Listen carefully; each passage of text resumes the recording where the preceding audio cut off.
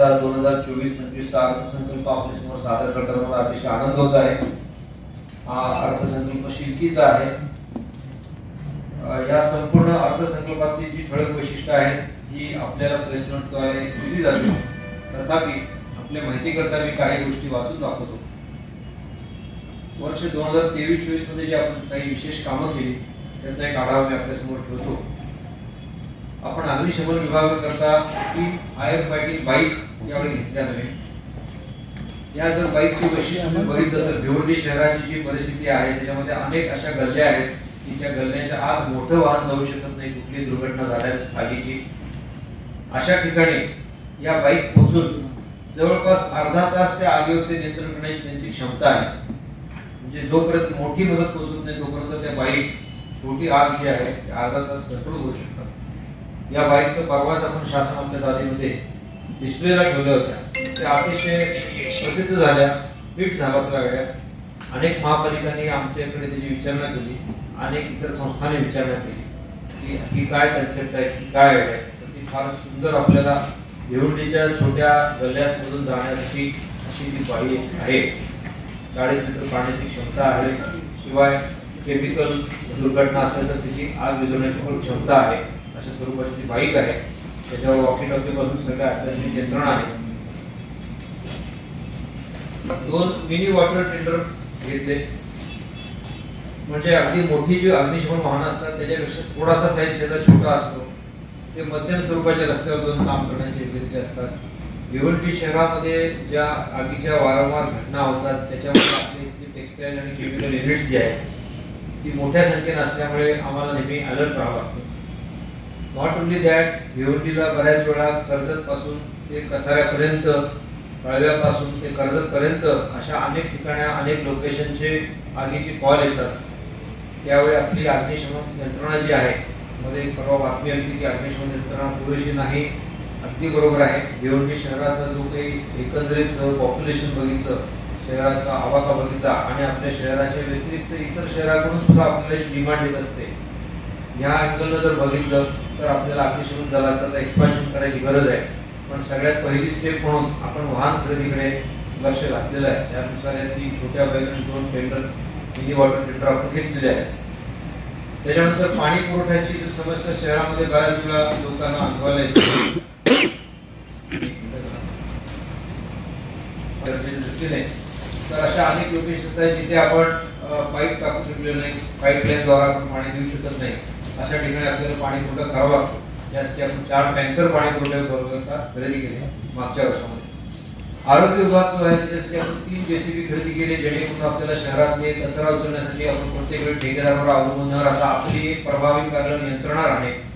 त्याचप्रमाणे आपला जो डेब्री असतो कन्स्ट्रक्शनचा, त्या डेब्रीसाठी सुद्धा आपल्याला याची गरज लागते। त्या दृष्टीने आपण 3 जेसीबी खरेदी केली आहे। एनयूएचए म्हणजे राष्ट्रीय नागरी आरोग्य अभियान, याच्यामध्ये जो निधी आहे आपल्याला तर मला सांगायला अतिशय आनंद वाटतो की बीजेपी हॉस्पिटलचं काम जे अतिशय स्लो चाललं होतं, ते गेले 3 महिने आपण बीजेपी हॉस्पिटलचं जे काम आहे ते अत्यंत युद्ध पातळीवर एक विशिष्ट त्याच्यासाठी टीम तयार करून पूर्णत्वाला आणलेलं आहे।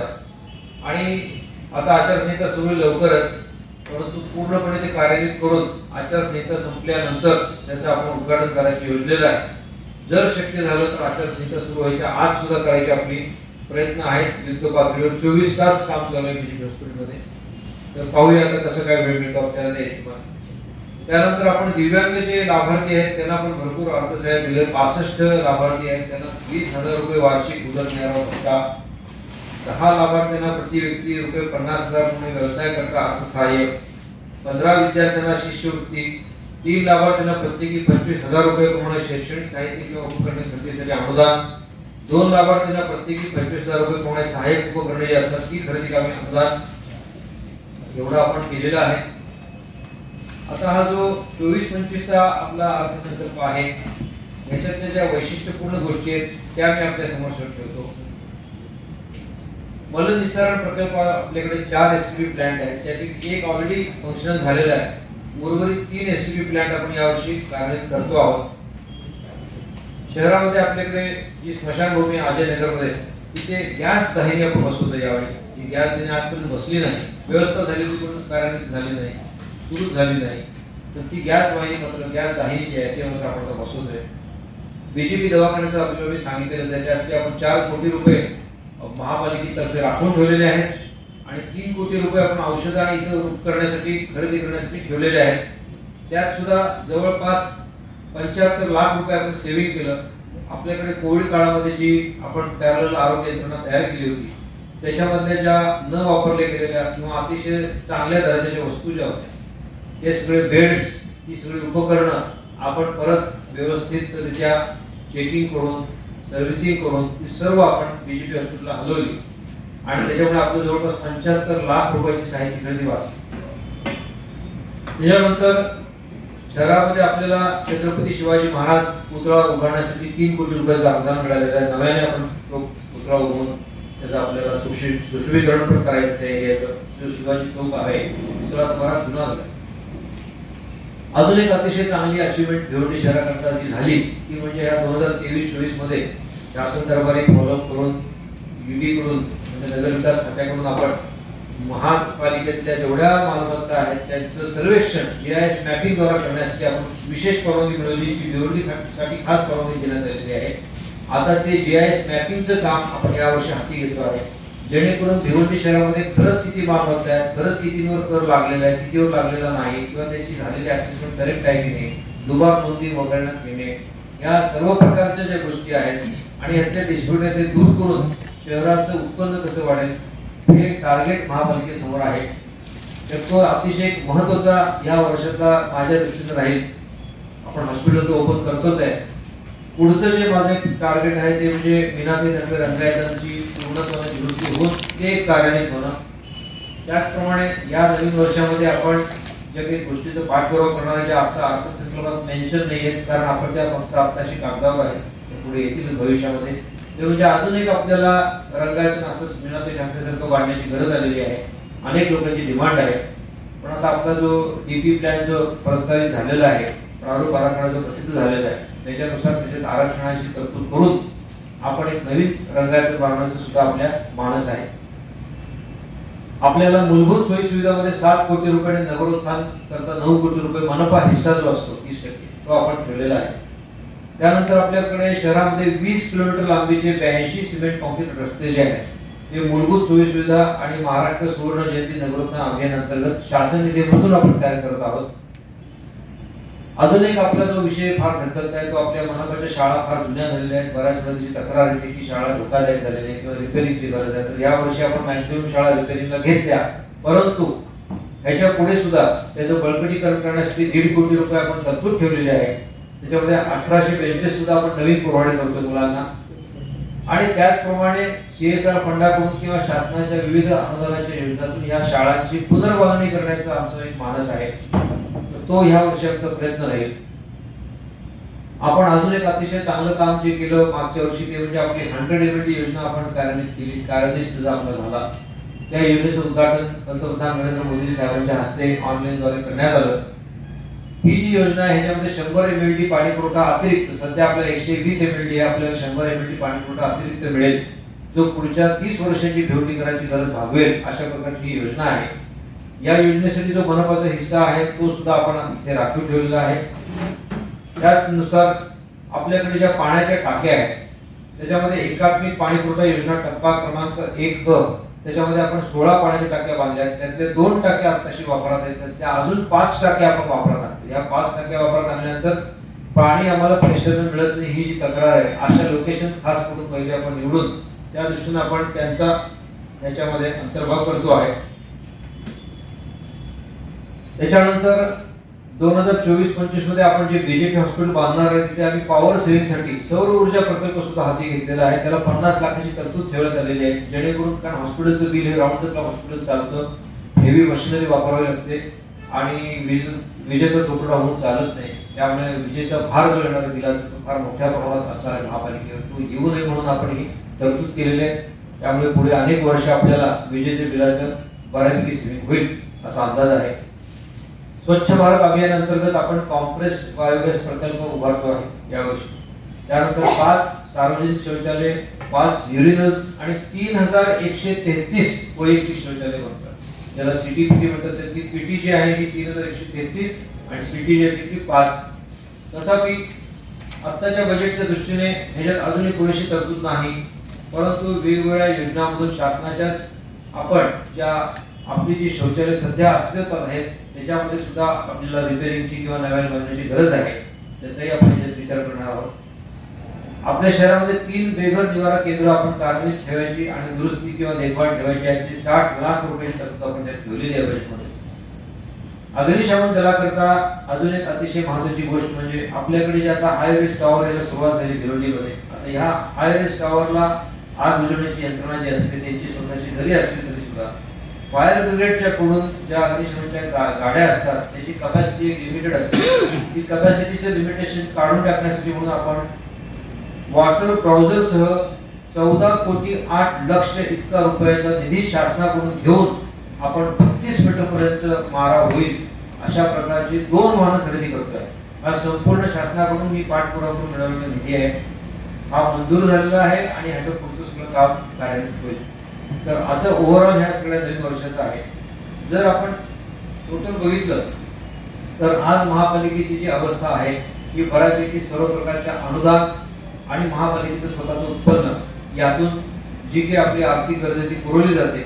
तथापि आपली जी स्वतःची उत्पन्नाचे सोर्स आहेत ते मुख्यत्वे आपले सगळ्या प्रकारचे परवाने फी, आपले जी इस्टेट्स आहेत म्हणजे महापालिकेच्या मालमत्ता आहेत त्याची भाडं आणि प्रॉपर्टी टॅक्स मधला जो आपला इन्कम आहे तो अशा 3 टप्प्यामध्ये आपल्याला हे इन्कम मिळणार आहे. तर यावर्षी मात्र आम्ही आता जी महापालिकेची संपूर्ण इस्टेट्स आहेत ज्या लोक वापरतात, मैदान असो किंवा रंगमंच असो किंवा कुठलंही सांस्कृतिक केंद्र असो, रेडी लेखनानुसार त्याचे रेट रिवाइज होऊन त्याप्रमाणे आता भाड्याकरण ह्याच्यापुढे होणार. कारण ही महापालिकेचं उत्पन्न आहे आणि जर उत्पन्नामध्ये आम्ही दुर्लक्ष केलं तर आपल्याला योजनेसाठी जो लागतो पैसा तो कमी पडतो. हा जवळचा अनुभव आहे. आकस्मिक येणारे बरेचसे खर्च महापालिकेच्या समोर असतात. जसं या वर्षी आपण शासन आपल्याद्वारे विकसित भारत यात्रा हे मोठे कार्यक्रम आपण महापालिकेच्या घेतले. त्याचप्रमाणे आपल्याला गणेशोत्सव किंवा ईद उल नबी सारखे उत्सव किंवा अन्य काही उत्सव या उत्सवासाठी सुद्धा आपल्याला तातडीची आवश्यकता करावी लागते. या सर्व गोष्टीचा विचार करून महापालिकेचं उत्पन्न वाढवणं हे एकमेव अतिशय महत्त्वाचं टार्गेट. त्याचप्रमाणे अनावश्यक खर्चाला कात्री लावणं. आता अनावश्यक खर्च कुठले तर त्यासाठी आपण मी स्वतः एक आदेश काढला की ज्या कामासाठी गेल्या 5 वर्षात खर्च झाला असेल त्याला रिपिटेशन करायचं नाही. त्याच्याऐवजी ज्या कामावर आजपर्यंत कधी बघितलेलं गेलेलं नाही, एखादा प्रभाग असेल त्यातली एखादी गल्ली असेल जिथे नाल्याचं काम झालेलं नाही वर्षानुवर्षे, शौचालय दुरुस्ती झालेली नाही वर्षानुवर्षे, तिथे रस्ता नाही आहे वर्षानुवर्षे, अशाला प्रायोरिटी द्यायची. असं करून आम्ही नियोजन करतोय जेणेकरून आपला निधी हा त्याच कामावर परत खर्च होणार नाही. त्याचप्रमाणे तंत्रज्ञानामध्ये अत्याधुनिकता आणून आपण जी केलेली काम आहेत त्याचा टिकाव जो आहे किंवा त्या कामाची ड्युरेबिलिटी आहे ती जास्तीत जास्त कशी करता येईल, की जास्तीत जास्त कशी राहील इकडे सुद्धा आपला भर असेल. त्याच्यासाठी आपण मागच्या वर्षी मास्टिक अस्फाल्टचा जो प्रयोग ठाणे महापालिकेने केला होता तो आपल्या इथे केला, तो सक्सेसफुल झाला. त्याच्यासाठी खर्च जास्त आला परंतु त्याच्यामुळे फायदा असा आहे की क्वालिटी कामाची ज्या रस्त्याच्या ती चांगली होती, पॅचवर्क जे होतं ते चांगलं होतं आणि ती टिकण्याची क्षमता फार मोठी आहे. कारण आपला संपूर्ण भाग हा अतिवृष्टी प्रवीण असल्यामुळे आपल्याला जोपर्यंत कॉन्क्रीटचा रस्ता होत नाही तोपर्यंत डांबरी रस्त्याला वारंवार पॅचवर्क करण्याशिवाय पर्याय नाही. हा खर्च कितीही आपल्याला अत्यावश्यक किंवा अनावश्यक वाटला तरी सुद्धा पर्याय आपल्याकडे नसल्यामुळे आपण त्याच्यामध्ये काही तंत्रज्ञान सुधारणा करतो काय पाहतोय आपण. आता हे झालं बजेटच्या रूपाने की जे महापालिकेचे खर्च आणि महापालिकेचं उत्पन्न या हिशोबाने आपण ताळमेळ घालतोय. प्रॉपर्टी टॅक्ससाठी आपल्याला सांगितलं की जीवायस मॅपिंग करतोय आपण. परवाना फी मध्ये आपली लक्षणीय वाढ झालेली आहे. जवळपास दुप्पट परवाना फी आपण यावर्षी वसूल करू शकलो मागच्या वर्षीपेक्षा, म्हणजे 22-23 तुलनेमध्ये. त्याच्या आकडेवर आपल्याला स्वतंत्र देण्यात येईल. आणि प्रॉपर्टी टॅक्सचं मात्र जे काही वसुली आपली आहे ती 3 प्रकारचे त्याच्यामध्ये डिस्प्यूट्स मला मेन दिसले. एक जे डिस्प्युटेड प्रकरण आहे त्यात फार मोठा निधी आपला अडकून राहिलेला आहे. अशा डिस्प्युटेड प्रकरणामध्ये आपण निर्णय घेण्याची वेळ आलेली आहे. ती निर्णय या वर्षी होईल आणि महापालिकेच्या बजेटमध्ये जे आपली लायबिलिटी दिसते ती लायबिलिटी आम्हाला कमी करायची, बॅलन्स शीट महापालिकेची कशी चांगली होईल याचा आमचा प्रयत्न राहील. त्याचप्रमाणे हा संपूर्ण अर्थसंकल्प आहे हा सगळा आता आम्ही ऑनलाईन द्वारा संपूर्ण महापालिकेची अकाउंटिंग सिस्टीम कार्यान्वित करतो आहे यावर्षी, जेणेकरून कुठल्याही विभागामधला कुठलाही निधी कुठल्या कामासाठी केव्हा वापरला गेला आणि त्या निधीचा विनियोग दुसऱ्या कुठल्या कामासाठी करता येईल का हे ऍक्ट वन क्लिक आयुक्तांपासून त्या संबंधित विभाग प्रमुखाला हे समजलेलं असेल. त्याच्यामुळे खर्चावर नियंत्रण जे सूक्ष्म पद्धतीने ठेवलं जातं ते होईल. मॅन्युअल पद्धती आता कालबाह्य व्हायची वेळ आलेली आहे, त्यामुळे आपण ही संपूर्ण आता ऑनलाईन पद्धत यावर्षी कार्यान्वित करतोय. यावर्षी किंवा त्याच्या पुढच्या वर्षी येणारा एक मोठा खर्च जो आम्ही भविष्यात बघतोय महापालिकेचा, तो जसं आपल्याला सांगितलं की शाळांची कामं, शौचालयाची कामं, रस्त्याची कामं आणि त्या व्यतिरिक्त प्रारूप विकास आराखड्यामध्ये आपण जी आरक्षणं ठेवलेली आहेत ती आरक्षणं विकसित करण्यासाठी सुद्धा महापालिकेला विचार करावा लागेल. तो जोपर्यंत विकास आराखडा फायनल होत नाही तोपर्यंत आपण त्याच्यावर आता कॉमेंट करू शकत नाही, मग बजेटमध्ये तरतूद करता येत नाही. तथापि ही होईल भविष्यात असं धरून आमची त्या दृष्टीने पावलं चाललेली आहे. त्यामुळे आमचं यावर्षी अजून एक नवीन टार्गेट असं ठेवलेलं आहे की आपल्याला जे काही उत्पन्न मिळतं त्यातला काही टक्के वाटा हा कंपल्सरीली आपण सेव्हिंगमध्ये ठेवायचा, फिक्स्ड डिपॉझिट ठेवायचा, जो भविष्य काळात 1-2 वर्षामध्ये आपल्याला जेव्हा मोठी कामं करायची वेळ येईल त्यावेळी निधीची कमतरता पडता कामा नये आणि शासनाच्या हिस्स्याबरोबर जो महापालिकेचा हिस्सा आपल्याला द्यावा लागतो तो महापालिकेचा हिस्सा द्यायची आपली तयारी झाली पाहिजे. अशा सर्व अँगलला आम्ही हे काम करतो आहे. महापालिकेच्या बऱ्याचशा प्रॉपर्टी आहेत ज्याची जी भाडे आहेत ती भाडी जुनी आहेत, ती भाडी रेडिएटनुसार रिव्हिजन करणं गरजेचं होतं, जे झालेलं नाही ती आता करणं गरजेचं राहील. प्रॉपर्टी टॅक्सची असेसमेंट ही अतिशय निरपेक्ष पद्धतीनं ट्रान्सफॉर्म पद्धतीनं केली जाईल, याच्याकडे आमचं यावर्षी लक्ष असेल. राईट ऑफचे प्रकरण निकाल काढून बॅलन्स शीटवरचा अनावश्यक फुगवटा जो आलेला आहे, जे फक्त संख्यात्मक फुगवटा ज्याला म्हणतो तो आहे, प्रत्यक्षात ती रिकव्हरी होणार नाहीये. त्याच्यामुळे दुबार नोंद झालेली आहे. दुबार नोंद असल्यामुळे ती डबल रिकव्हरी झाली त्याचा काही अर्थ नाहीये. सिंगल तुम्हाला बिल झालं पाहिजे, दुसरं जे बिल आहे तुमचं माफ झालं पाहिजे आफ्टर व्हेरिफिकेशन. अशा अँगलनं जर आमची बॅलन्स शीट स्ट्रॉंग झाली तर उद्या महापालिकेला महाराष्ट्र शासनाकडून किंवा अन्य वित्तीय संस्थांकडून जर कर्ज घ्यायचं असेल एखाद्या मोठ्या प्रोजेक्ट करता त्यासाठी आपली बॅलन्स शीट चांगलं असणं गरजेचं आहे. त्यामुळे बॅलन्स शीटचं आपण स्ट्रेंथनिंग करतो आहे या सगळ्या ह्याच्यामध्ये. आणि आपल्या लायबिलिटीज कमी होऊन लायबिलिटी ज्या शासकीय कामाच्या आहेत किंवा ज्या सार्वजनिक हिताच्या कामाच्या आहेत त्या तशाच राहणार, परंतु अनावश्यक लायबिलिटी कमी होऊन त्याच्यासमोर आपल्याला इन्कम जे आहे ते इन्कम कसं वाढेल हा संपूर्ण ह्या वर्षाचा आमचा प्रवास आम्ही डोळ्यासमोर ठेवलेला आहे आणि त्या अँगलनं बजेटमध्ये आवश्यक तरतुदी केलेल्या आहेत. याचबरोबर आपल्याला आस्थापना खर्च जो आहे तो यावर्षी जास्त येणार आहे, कारण आपण आतापर्यंत महापालिकेत कधी भरती विषय झाले नाही गेल्या अनेक वर्षामध्ये. या अनेक वर्षाची जी थांबलेली भरती आहे त्याच पण आपण जे बीजेपी हॉस्पिटल बांधतोय त्याच्यासाठी लागणारी भरती आहे, या दोन्ही गोष्टीसाठी जे आपल्याला फंड्स लागणार आहेत त्या आस्थापना विभागाकडे आपल्याला त्यामुळे तरतूद करणं गरजेचं आहे. ती तरतूद आपण करतोय. त्याचप्रमाणे बऱ्याच डिपार्टमेंटला बढती झालेली नाहीये. बढती अनेक वर्ष 15 ते 20 वर्ष बढती प्रॉब्लेम झालेली आहे. बढती केल्यानंतर त्यांना तुम्हाला नवीन वेतन नियमानुसार त्यांना त्या पदाच्या प्रमाणे तुम्हाला वेतन श्रेणी देणं भाग पडतं. त्या वेतन श्रेणीचा जो डिफरन्स राहील त्या डिफरन्स पैसे देणं आपल्याला भाग पडतो. त्यामुळे तो जो डिफरन्स आहे त्याची सुद्धा तरतूद आम्ही आता आस्थापनेच्या हेडमध्ये केलेली आहे. बांधकाम विभागामध्ये आपल्याला माहिती आहे की बांधकाम विभागामध्ये आपल्याला बेसिकली जे नाले दुरुस्ती, रस्ते दुरुस्ती आणि पॅचवर्क असतात पावसाळ्यात, जे आपले डांबरी रस्ते त्याचे खड्डे आहेत ते खड्ड्याचं पॅचवर्क करणं ह्या कंपल्सरी काम आहेत, की करण्याशिवाय पर्याय नाही. त्यामुळे याला जो निधी आवश्यक आहे तेवढा राखून ठेवलेला आहे. तथापि इथे सुद्धा आमचा प्रयत्न असा राहील की हळूहळू आपलं सर्व शहर हे सिमेंट कॉन्क्रीटच्या रस्त्यांमध्ये बांधलं गेलं तर आपल्याला हा जो निधी अनावश्यक कामाला ठेवावा लागतो किंवा ह्या कामासाठी राखून ठेवावा लागतो तो निधी आपल्याला इतरत्र विकासाच्या कामाकरता वळवला जाईल.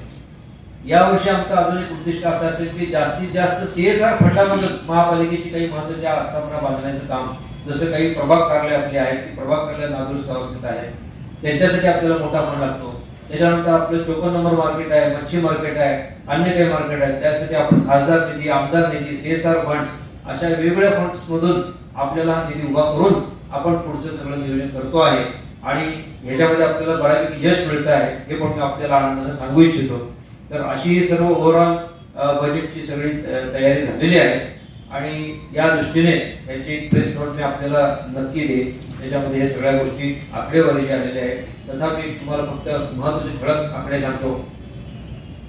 2023-24 चे सुधारित अंदाजपत्रक 796 कोटी 35 लक्ष तयार करण्यात आले आहे आणि 24-25 मध्ये महापालिकेची अंदाजी प्रारंभिक शिल्लक 161 कोटी 97 लाख अपेक्षित असून उत्पन्न आणि प्रारंभिक शिल्लकेसह 942 कोटी 41 लाखाची आपली अमाउंट अपेक्षित धरून 2 कोटी 52 लाख इतक्या शिल्लकेचा अर्थसंकल्प आपण तयार केलेला आहे. 2 कोटी 52 लाख एवढी शिल्लक आपण एवढं सगळं नियोजन करून करतो आहे.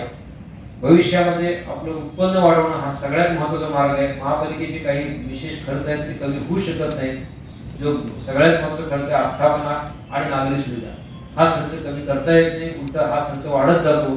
त्याच्यामुळे या खर्चाला आपल्याला काही पर्याय नाही, तर त्याला उत्पन्न वाढवणं, उत्पन्नाची साधनं वाढवणं हा एकच महत्त्वाचा पर्याय आमच्यासमोर आहे. त्याचप्रमाणे आपल्याला वेगवेगळ्या अनुदानासाठी पाठपुरावा करणं हाही दुसरा ऑप्शन आम्ही आमच्याकडे ठेवलेला आहे. तर माझी विनंती राहील आपण सर्वांनी नाश्ता करावा. आपल्याला त्या प्रोसेस सांगितलं. आता स्थायी समिती दुसरा गोष्ट डम्पिंग बाबतीमध्ये काही तरतूद नाही. एक कामोरी नदी आणि आपल्याला मला वाटतं आज बातमी पण वाचली असेल की त्याच्यासाठी निधी मंजूर झालेला आहे. हो मंजूर झालेला आहे, पण आपल्या बजेटमध्ये यायला पाहिजे. बजेटमध्ये आपण आता हे सगळं ज्या अजून सूचना इन्क्लूड करून आपण सांगतो काय तुमच्या हायलाइट मध्ये ते यायला पाहिजे होतं. एक दुसरी गोष्ट वाहन आपण बरोबर आहे. हा पॉईंट त्या हायलाइट बस सेवेसाठी आपण अजून एक तुम्हाला माहिती एक सर महत्त्वाचं की आपल्याला 100 बसेस मिळतात, ई बसेस ज्या फ्री ऑफ चार्ज मिळतात पंतप्रधान योजनेकडून. त्याच्यासाठी महापालिकेची जबाबदारी फक्त चार्जिंग पॉईंट आणि बस डेपो एवढीच आहे. त्या बस डेपोसाठी आपण ऑलरेडी सर्वे करून एरिया निश्चित करून आपण वरच्या कार्यालयाला कळवलेलं आहे आणि चार्जिंग पॉईंटचं पण लोकेशन पण फिक्स केलेलं आहे. आमचा प्रयत्न असा आहे की महाप्रीत ह्या संस्थेमार्फत जी आपली प्रधानमंत्री आवास योजना राबवणार आहे त्या योजनेमार्फत आपल्याला हे जे चार्जिंग पॉइंट्स आहेत हे फ्री ऑफ चार्ज मिळणार असा आमचे प्रयत्न आहे. सर मेरा एक सवाल है सर मेरा एक सवाल है शहर में ट्रैफिक को याच्यामध्ये की भिवंडीमध्ये उत्पन्न वाढवायचं हे सगळं गोष्ट एकदम जरुरी आहे आणि अत्यावश्यक बाब आहे. पण आमच्याकडे अनधिकृत बांधकाम वाढत आहे, त्याच्यामुळे जो पालिकेला जो उत्पन्न मिळालं पाहिजे ते मिळत नाही. डेव्हलपमेंटला नोंदीची परत अशी प्रकरणं होऊ नयेत म्हणून आपण एक एसओपी केलेली, स्टँडर्ड ऑपरेटिंग प्रोसिजर तयार केलेली आहे. त्या एसओपीच्या नुसार ह्याच्याकडे संपूर्ण प्रॉपर्टी टॅक्स विभागाचं काम चालणार. नंबर 1. नंबर 2 तुम्हाला मी सांगितल्याप्रमाणे GIS मॅपिंग करतो तेव्हा आपल्याला अचूकता जी आली पाहिजे, जी मॅन्युअलमध्ये अचूकता कधीतरी मिस होते, परंतु इलेक्ट्रॉनिक सिस्टीमच्या द्वारे आपण GIS मॅपिंगद्वारे जेव्हा एखादी प्रॉपर्टीचे असेसमेंट करतो त्यावेळी अचूकता येते. ही अचूकता आली की समोरच्या माणसाचं सुद्धा डिस्प्यूट राहणार नाही. तर ही आमची सगळ्यात महत्त्वाचा आता यावर्षी स्टेप नक्की. दुसरं अनधिकृत बांधकामाचा आपण बोलला, अनधिकृत बांधकाम ही ऑनगोईंग प्रोसेस आहे. जी आतापर्यंत अनधिकृत बांधकाम झाली त्याला निष्कासित करणे किंवा कोर्टाच्या आदेशामुळे त्याच्यावरची पुढची अंमलबजावणी करणे आणि ह्याच्यापुढे अनधिकृत बांधकाम होऊ नये यासाठी अतिशय कठोर प्रयत्न, कठोर पावलं उचलणे हे महापालिका प्रशासनाचं आद्य कर्तव्य आहे आणि ते करावंच लागेल. त्याला काही पर्याय नाही. त्याशिवाय आपण म्हणला तर मुद्दा रास्त आहे की अनधिकृत बांधकामामुळे आपल्याला डेव्हलपमेंट चार्जला मुक्तो आपण, तर तो डेव्हलपमेंट चार्जला मुकू नये म्हणून आपल्याला अनधिकृत बांधकाम थांबणं अतिशय महत्त्वाचं आहे. आणि जी अनधिकृत बांधकामं झाली त्याच्यामधून निदान आपल्याला प्रॉपर्टी टॅक्स आणि पाण्याचे उत्पन्न मात्र मिळतं, तथापि आपल्याला डेव्हलपमेंट चार्ज मिळत नाही आणि शहराची जी ओव्हरऑल नियोजन आहे ते नियोजन करताना त्यामुळे अनावश्यक ताण निर्माण होतो, ज्याला आपल्याला नियोजन क्षमता आपली त्यामुळे घटते. त्यामुळे अनधिकृत वस्त्या, अनधिकृत बांधकाम जे आहे याच्यासाठी आता आपल्याला शासन स्तरावरून उल्हासनगरच्या पॅटर्न करता येईल का असंही आपण तपासून करण्याचा विचार आहे. सर मेरा एक सवाल है शहर में ट्रैफिक की समस्या आए दिन बढ़ रही है और कहीं भी पार्किंग नहीं है, पार्किंग के लिए आपके बजट में क्या है?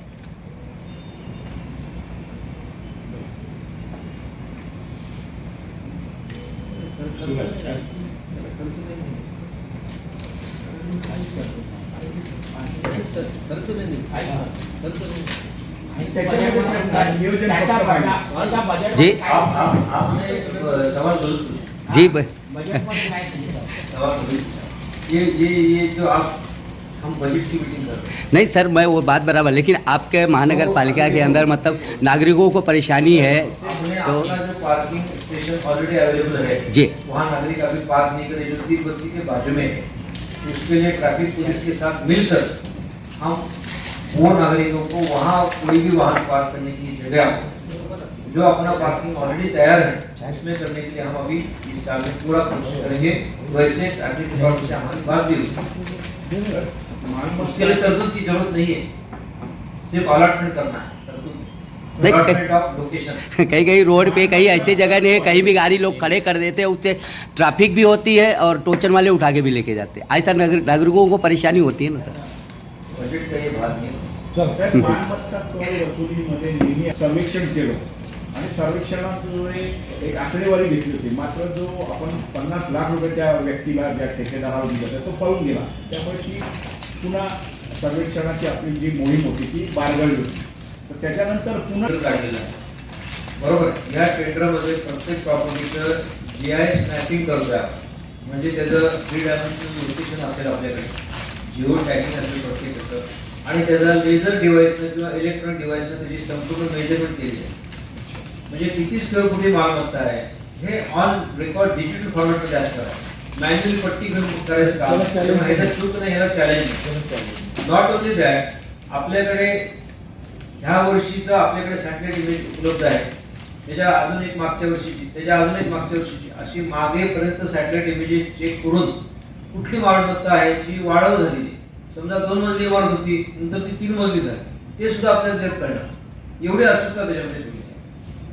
आणि आपण जे म्हणलात की ही मालमत्ता जी उत्पन्न वाढत नाही, ही वस्तुस्थिती आहे.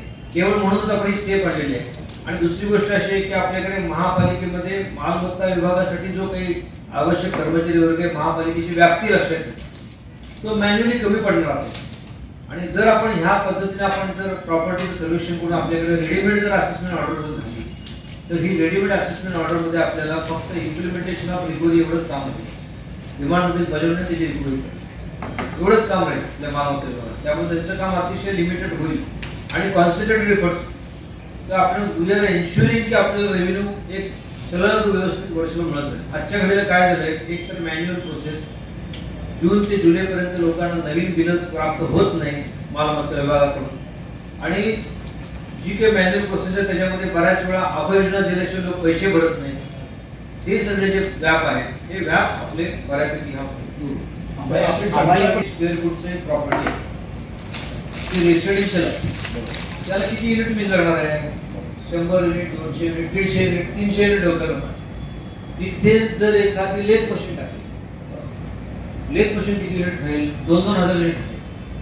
त्यामुळे त्यांच्या मीटरवर आम्हाला प्रॉपर्टीचा साईज नाही ठरवत. आपण प्रॉपर्टीचा साईज, प्रॉपर्टी साईज प्रॉपर्टी तुम्हाला प्रॉपर्टी म्हणजे प्रॉपर्टी आहे. हो. सर,